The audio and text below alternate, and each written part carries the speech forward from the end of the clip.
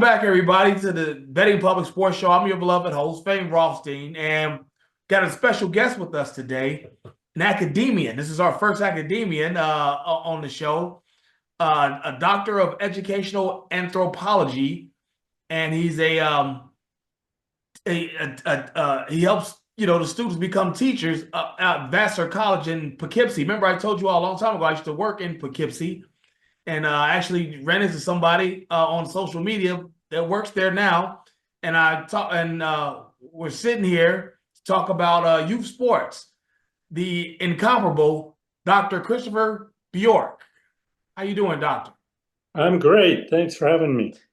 Okay, good. So tell us a little bit about your background before we get too heavy into things.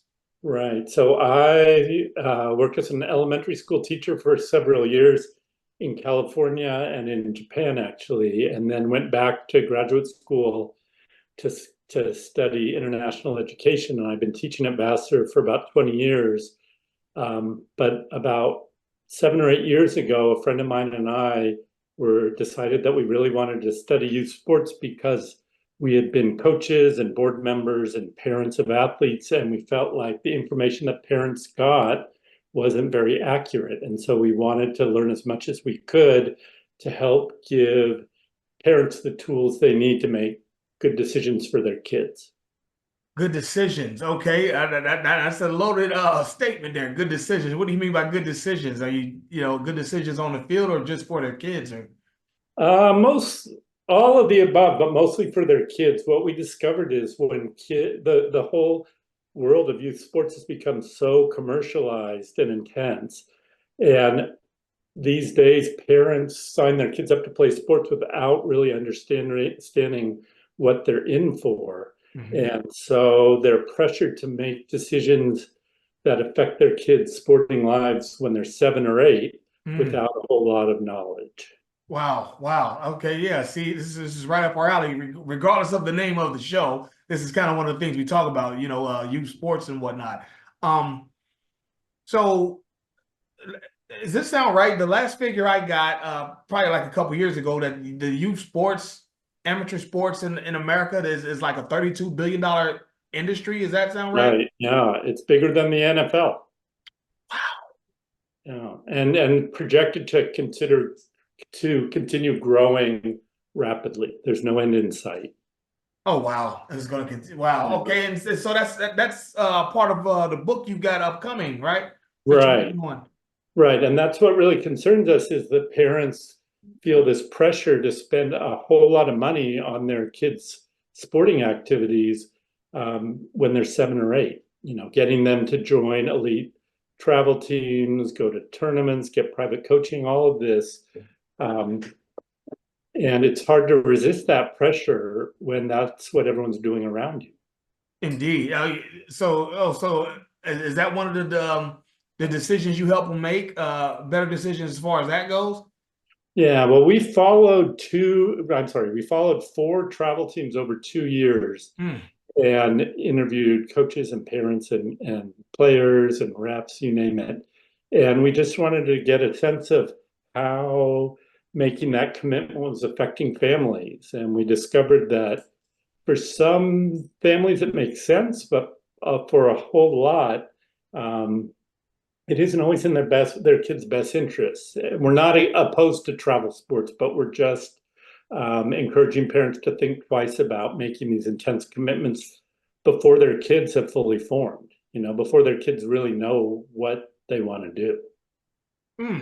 So are you suggesting that you are slightly averse to travel sports, or it's I'm not averse to travel sports. I just think that it makes sense to delay making that commitment until kids are, 12 or 13 years old, have developed physically, emotionally, mentally, and can kind of decide for themselves what they really want to do. Okay. What region did your kids play? In New York. Oh, in New York. So in that Poughkeepsie region, Yeah, what is that? exactly. Mid Hudson or whatever it's called?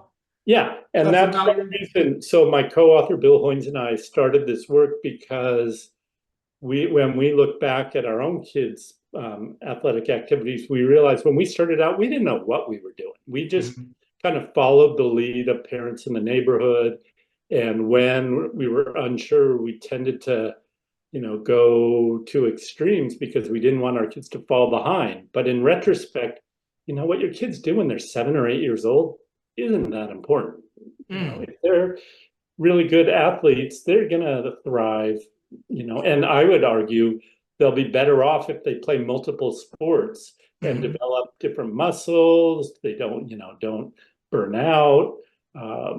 And believe it or not, we've also interviewed a lot of college coaches, and the coaches told us the same thing, which surprised us. Oh, wow. So would you say that you and your friend, were you guys kind of keeping up with the Joneses? Exactly. And in many cases it worked out fine. Our kids are all right. But if I were going to do it all again, I think I would have taken a step back and, set aside more time for them just to play and explore and have fun before committing to playing a single sport year round. Oh, okay. So how old is your youngest? My kids are both graduated from college. Oh, so okay. So yeah, but for me, that perspective is really valuable because we've had a chance to kind of step back and look at how they developed and what worked and what didn't work. And I think that one of my kids did really well in a more intense environment, and one of them, I think I kind of pushed in a way that wasn't helpful to him, but I didn't know better. And he was a good athlete, but he wanted to do all sorts of different things. And I think we made the decision for him on our behalf, not on his behalf. Okay. So about 10, 15 years ago, that your youngest probably started. Right. Okay. So right now, 2024, a travel baseball player is, their parents, their family is expected to probably spend anywhere from 3,500 to 5,000 per summer per kid. Exactly. Is that sound accurate in your region? That sounds accurate. But one thing that's really interesting is we also surveyed about 500 parents and discovered that parents really underestimate how much money they're spending on their kids' sporting lives. So on this survey, the average estimate was about $1,200 a year. But keep in mind, we distributed a lot of these surveys at tournaments where the family was spending probably $500 or $600 on hotels, gas, entry fees, all of this. And your figures are a lot more accurate. But parents, when we'd sit them down and say, well, let's break that down.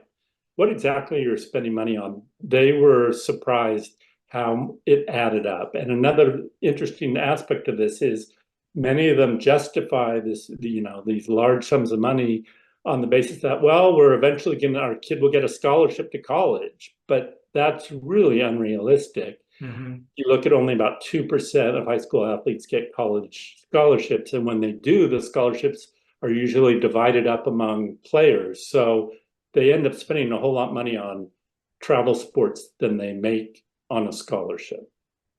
Okay, that brings up a great point. It brings me to another point. Are you finding that travel sports at this point is becoming more of a weekend vacation for the parents, more than tutorial for the kids? Well, what we found is that when kids first start playing organized sports, the parents are motivated to, help them have fun, get some physical activity. They don't really think carefully about it and they shouldn't. When your kid's 7 or 8 years old, you shouldn't have to worry about that stuff. But what happens is very quickly, kind of the benefits shift.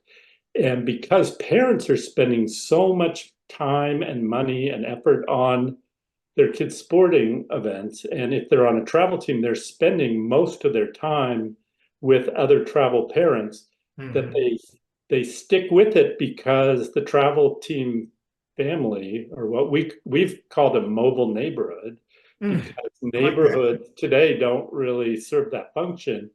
Anyway, the relationships they form with other parents start to become their social foundation, their primary kind of connections outside of work. And so that ends up keeping them invested in travel sports because on one level it's for the kids, but on another level it really provides a social anchor for parents.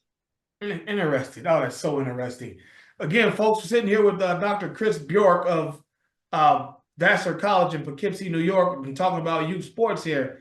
Uh, as your research found, or are you starting to find that I guess the drawbacks of parents, switching multiple teams throughout their kids' childhood? Very rarely. And again, a lot of this came from college coaches Mm. told us that they really like it when players come to them who have played multiple sports, who have wide variety of skill sets and don't burn out. Because what happens with a lot of kids who start playing one, specializing at age 7 or 8 or 9 is by the time they're 12 or 13, they've kind of had it. Mm-hmm. And they get injured, they burn out, they have mental, they feel this pressure that causes mental challenges for them. So it's really in the kid's best interest to try and play many, many sports for as long as he can. And we recognize that, we're being a little idealistic. You can't do that forever, but to try and put off the specialization as long as possible. And when it happens, to have the kid make the decision, not the parent. Okay. Well, okay. Let me ask you this then. What about like what I meant by was like around here anyway? You see a Yeah, lot of kids jumping teams. yeah, Like, one year they'll play this team, because I officiate travel baseball, yeah. and so you see a kid on this team one year, then 2 years later he's on another team. Just because Oh, I see what you mean. Kind of being yeah, free agents. exactly. So like, what do you what is your suggest? What is your I guess One of our yeah, I'm big sorry. one of our big takeaways, and this is something that I never thought of when my kids were little, was as you're trying to make decisions about what team your kid should play for, do a little research. Mm-hmm. I assumed that my kids had to play for the local team, Mm-hmm. but that's not the case. And so coaches tell us it makes sense for parents to go watch potential coaches on the field, to Mm-hmm. talk to other parents, to try and get a sense of what kind of commitment is going to be expected of the kid and the family before making that decision, and to find a coach whose goals and ideals match your own. Because as you know, if you're officiating these travel teams, there are fantastic coaches who really support their players, and provide a lot of positive feedback. And there are others who are very intense and put pressure on the kids. Mm-hmm. And we discovered that a lot of parents don't realize when they sign the kids up to play for a particular team that they were going to be playing 9, 10 months a year and traveling to different states, and the stakes ratchet up pretty quickly if they can. Oh, okay. So what sport were your kids involved in? Soccer, baseball, and golf. Oh, okay, okay. I don't know much about the golf game, but I can tell you about softball, or still softball, soccer, and baseball, Yeah. and basketball for that matter. Um, so I I guess what was the biggest drawback that you noticed about any of those sports, in any youth sports? Well, so my older son was a pretty serious soccer and baseball player, Hmm. and he loved playing both. I think he actually liked playing baseball the best, but by the time he was about 12 or 13, was spending so much, he'd go to school, and then he'd go to soccer practice for 3 hours, and then he'd have baseball practice after that, and then he'd try and come home and do his homework. And so he had to give up baseball, which he loved, because of the demands associated with soccer. And in retrospect, I wish we could have found a way to keep him playing baseball, even if it wasn't at a serious level, because that's what he loved doing. But these Hmm. days, it's hard to make that happen for kids because, as I said, you know, part of it is just the reality that local rec sports are kind of dying, right? Like around us, Little League is struggling to survive. Hmm. But another part of it is that parents feel that they've got to keep up with the Joneses. They've got to do whatever it takes to make their kids stand out from the pack. And that isn't always what's best for the kid, right? Maybe it's good to play for the team that his friends are on or her friends are on, and that maybe doesn't travel to other states. And eventually, if they're really talented, if they're outstanding, volleyball player, whatever it is, things will fall into place. But let that happen over time. Now, are the expectations of the kids, the finances, of the enterprise of youth sports, are you noticing any of that causing problems within the family structure as a whole? Well, it places a lot of demands on the family. And Mhm. a lot of the parents that we interviewed told us that they weren't really expecting that, especially, to have to spend so much time and money since we're still in elementary school. Right. So, as one parent told us, when you sign up for travel sports, it affects the whole family. You're all, and you have to be ready for kids to be missing birthday parties. You have to be prepared to spend weekends driving across the state, working at the snack bar, you name it, doing fundraising. And so it really has a strong impact on the whole family. Indeed, indeed. Especially if there are other kids in the family who also are doing other stuff and you don't have time to support their activities. Oh, wow. Didn't even think of that. You're right. Okay. If you're driving across the state every weekend, what happens with the kid who's at home, playing with their friends? Oh, wow. That's deep. That's a whole nother topic in and of itself. Um, what about have you come up with a name or a working title for your upcoming book? Yeah, the name is More Than a Game: How Youth Sports Are Changing the Way We Parent and What We Can Do About It. Mm-hmm. And like I said, our goal is just to get parents information. And we're not suggesting that they should, follow any particular pathway. We're not demonizing travel sports or anything like that. We just want parents to kind of step back and think carefully about the decisions they make for their kids and to think about their mental health, their social development, as well as their physical, development. Right, and all those are intertwined when you're raising children.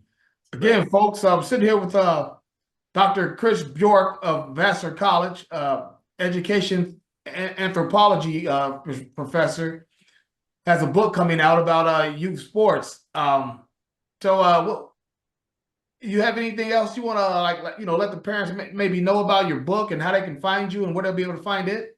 Well, we just turned in the manuscript, so it's not going to come out. It's scheduled to be published in April. Mm-hmm. Be a little while. But I would just, one thing that hasn't come up is I would say our main takeaway from all the work we've been doing is the importance of creating balance in kids' life, Yes. no matter what they do. And we also have seen that it's not even, specific to sports. This is true in the arts, in almost anything. There's just this real pressure to make your kids spectacular or,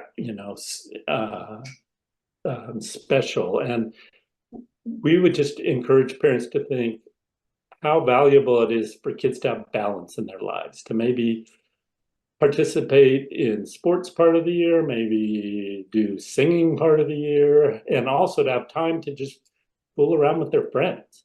Mm-hmm. You're only a kid for a few years, and you want those years to be really meaningful. And the more balanced their lives are, the more likely that is to happen.